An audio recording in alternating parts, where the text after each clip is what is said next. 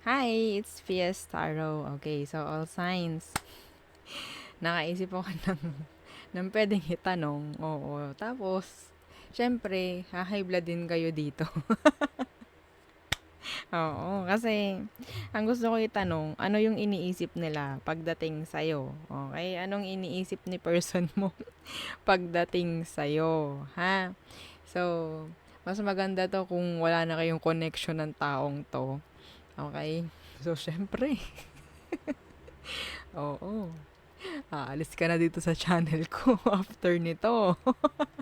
Ha? Okay. Oo, mayayamot ka dito. Sige. Okay, tingnan natin.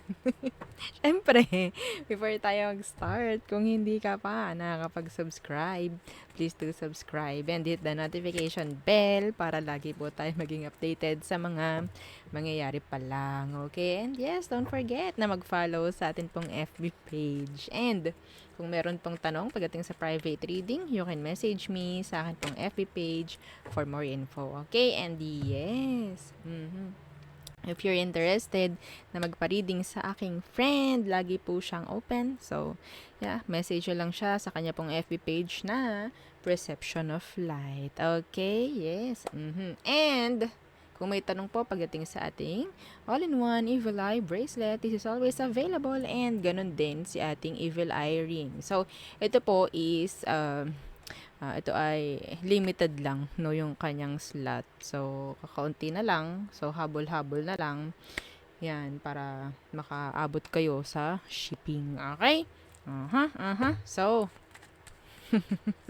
ito yung dahilan para mag-unsubscribe kayo. Okay? Oo, tingnan natin ano. Joke lang, oh, 'di ba? Okay, so yeah, don't forget, okay, na mag-share nitong ating video.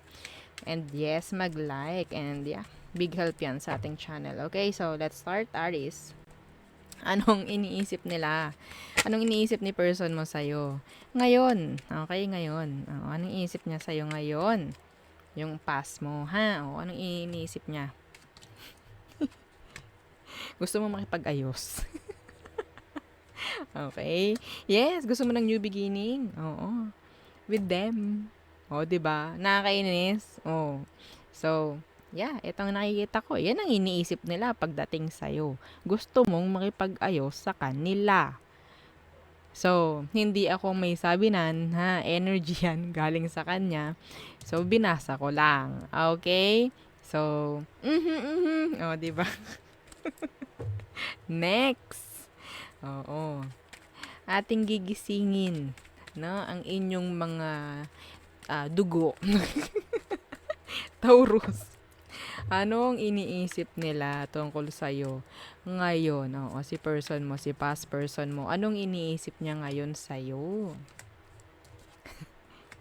Ten of Coins and the Eight of Swords. Itong taong to, iniisip niya na sobra kang magpaka-busy sa iyong trabaho, sa pamemera, dahil hindi ka maka-move on sa kanya.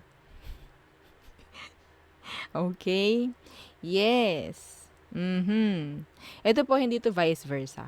Ayokong maging vice versa tong reading na to. Okay? Kasi may magtatanong, paano po yan? Hindi naman po ako well, okay, well, kung hindi ito sa'yo, wag mong panoorin. Okay?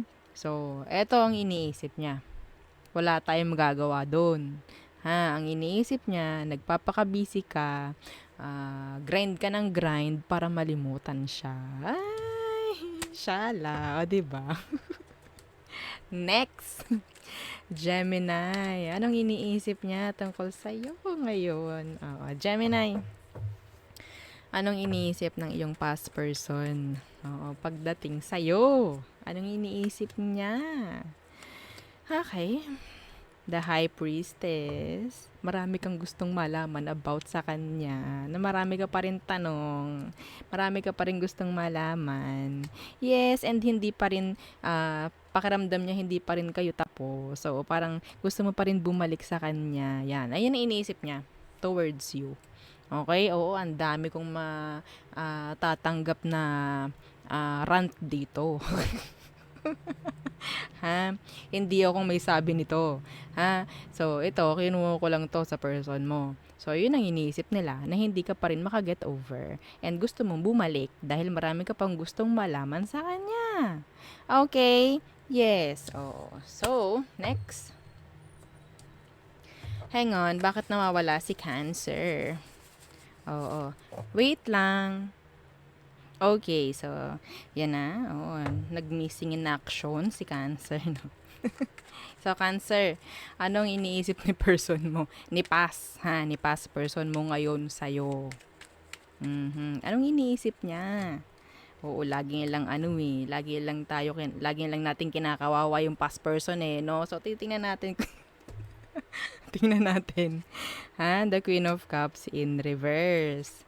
And the King of Swords na nagmamatigas ka. Oo, yan ang nakikita. Yes. Ayun ang parang iniisip niya pagdating sa'yo, nagmamatigas ka.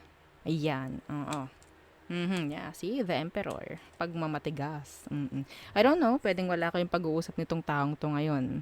Okay? Pwedeng ang iniisip ng taong to is hindi ka na ganun ka-emosyonal pagdating sa kanya. Okay? So there. Next. Leo.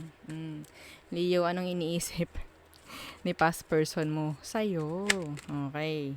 Anong iniisip niya pagdating sa'yo ngayon?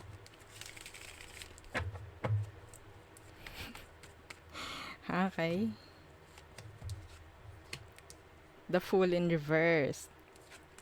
The Eight of Coins. Okay, so iniisip ng taong ito na nagiging careful ka sa mga ginagawa mo. Okay, nagiging careful ka sa lahat ng actions mo. I don't know why. May takot, oo, na parang makitaan ng hindi okay. Yan, mga ganyan. So, parang, yes, nagiging careful ka. Ayun ang iniisip niya, ha, pagdating sa'yo. Iniisip niya na parang, okay, kailangan ko maging ayos, maging okay. So, for me, yung mga ganong salitaan, no, parang, hindi genuine, no? It's like, ano eh, parang act lang. Oo, parang dapat ganito. No? So, hindi genuine. Okay, so pwede yun nga, inisip sa'yo ni person mo, past person, na may pagkukunyaring nangyayari. Okay? So, there. Next. Virgo. Okay. Meron ako ditong energy. I don't know if this is for Leo or Virgo. Ang narinig ko kasi is, ang tawag dito, merong gustong makipag-ayos, no? Or sabihin natin, may nag-iisip. Itong taong to, iniisip si Leo or si Virgo na gusto nyo makipag-ayos, pero nagiging careful lang kayo. Yeah. So, Virgo, anong meron? Anong iniisip niya pagdating sa'yo? Okay. Past person, ha?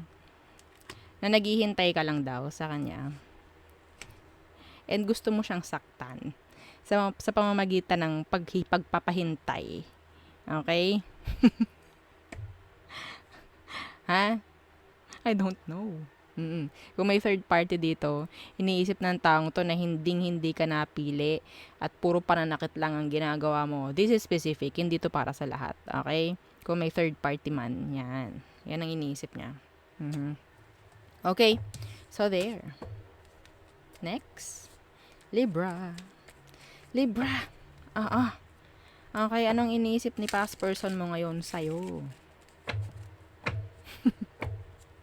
Ang dami kong matatanggap na rant. Oo, na rant, na comments, na hindi totoo yan. Ay, wow. Okay, so tingnan natin. Libra. Ano ang iniisip ng past person mo sa'yo ngayon? Okay. The Eight of Coins in reverse, the Four of Cups. Inisip niya na totally wala na. Like, hindi mo na siya gusto. Na hindi na siya ka-effort pagdating sa'yo. Totoo ba, Libra? Yung iba kong nabasa kanina. Nakakatuwa. I don't know. Oo, yan, no? King of Cups in reverse. Na hindi ka na emotionally available or invested sa kanila. Yeah, yun ang iniisip nila. Okay. Well, yun ang nakikita nila. Yun ang nararamdaman nila. Okay, so next. Scorpio. Scorpio. Ano ang iniisip ng iyong past person pagdating sa iyo?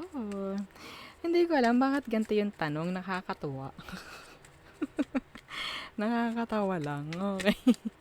Scorpio, ano ang iniisip ni past person mo pagdating sa'yo? May paghihintay. And parang hindi ka na rin sure. Okay? So, iniisip nila, hinihintay mo sila. Okay? And hindi na rin gaanong ka-sure pagdating sa kanila. Parang nagdadalawang isip na, parang 50-50 na yung ikaw, Scorpio, pagdating sa kanila. So, it's like 1 foot in, 1 foot out, like that. Okay? So, ganun ang iniisip nila towards you. Okay, next. Sagittarius. Ano ang iniisip nila towards you?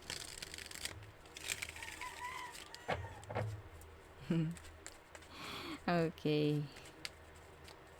Anong iniisip ng past person mo pagdating sa'yo? Okay. Anong iniisip niya? The Empress in reverse. Na hindi mo na siya gusto. Yeah, the Queen of Wands na parang wala ka ng attraction pagdating sa kanya. Okay? Na talagang nilatgo mo na siya. Totoo ba, Sag? Ay, syempre, aamin yan. Kahit hindi. Oo. Ano? Oo, sorry. Yun ang nakikita ko. Yun ang nakikita. Yun ang nararamdaman niya. Binasa ko lang. Okay, so next, Capricorn. Capricorn. Ano ang iniisip ng person mo pagdating sa'yo? Okay, anong iniisip niya ngayon? Ano ang iniisip ng iyong past person tungkol sa mga nararamdaman mo, mga ganyan? Okay? So, tingnan natin. Capricorns. The Six of Swords in reverse, na talagang lumalayo ka na, dumidistansya ka na. Why? Yeah, dumidistansya. Iba sa inyo, ha? Wait lang. Itong taong to, may pagkaano may pagka-arugante. Oo, andun yung, itong si Capricorn dumidistansya lang, lumalayo lang to para magkaroon kami ng komunikasyon. Parang ganun. Yun ay iniisip niya. Oo, na lumalayo ka lang daw, Capricorn, para magkaroon ng ang tawag dyan, opportunity, no, na magkaroon ng pag-uusap. It's like nagpapahabol ka raw, Capricorn. Totoo ba 'yon, Capricorn? O, di ba? Well, hindi ko na uulitin itong reading na to. Mahirap na, o, di ba? Two of Cups. Yeah, next. Aqua. Okay, Aquarius, ano ang iniisip ni past person mo ngayon sa'yo tungkol sa connection, tungkol sa inyong dalawa? Okay, anong iniisip niya pagdating sa'yo? Yan. Okay. Tingnan natin, ang iniisip niya. Anong napapansin niya sa'yo? The Two of Cups. And Death in reverse. Napapansin ng taong to na you're still like may strong connection pa rin emotionally, pero nandyan yung parang gustong may pagbabagong mangyari. Okay? So, kung may tawag dito, separation na nangyari, feeling niya, gusto mo pa rin kumonek. Ramdam pa rin niya yung connection ninyo. Ha? Pero, kung magkarelasyon kayo nito, itong person mo, Aqua, iniisip niya na parang gusto mo nang makipag-break. Gusto mo na nang tapusin yung connection meron kayo. I don't know why. Ha? Maraming gumugulo sa utak ng taong to. Ha, Aqua, pagdating sa'yo. Okay? So, yun ang iniisip niya pagdating sa'yo. Yun ang nakikita, nafe-feel niya. Okay? Sinabi ko lang. Next. Pisces. Okay. So, Pisces, ano ang iniisip ni person mo ngayon sa'yo? Ngayong um, wala kayong connection or well, tingnan natin. Okay. Anong nararamdaman niya? Aha. Anong nafe-feel niya sa'yo? Mga ganyan. Okay? Gets nyo ba? Kunyari, ako yung person mo, iniisip ko, itong si Pisces, ano kayang meron sa utak ni Pisces? Yan, mga ganyan, ha? Okay? So, the Two of Swords, na ina-avoid nyo sila. Yes, and ayaw nyo nang kumunik sa kanila. Okay? So, talagang, talaga ba, Pisces? Yes. I don't know. Ay, yun ang iniisip nila pagdating sa inyo. Well, kung talagang gusto nyong mangyari yun, well, congrats. Dahil yun ang nararamdaman nila. No? Yun ang naiisip nila. Pero kung hindi, konting effort pa. Okay, so there, yun ang ating reading for all signs. So thank you. Don't forget to like, share, and subscribe.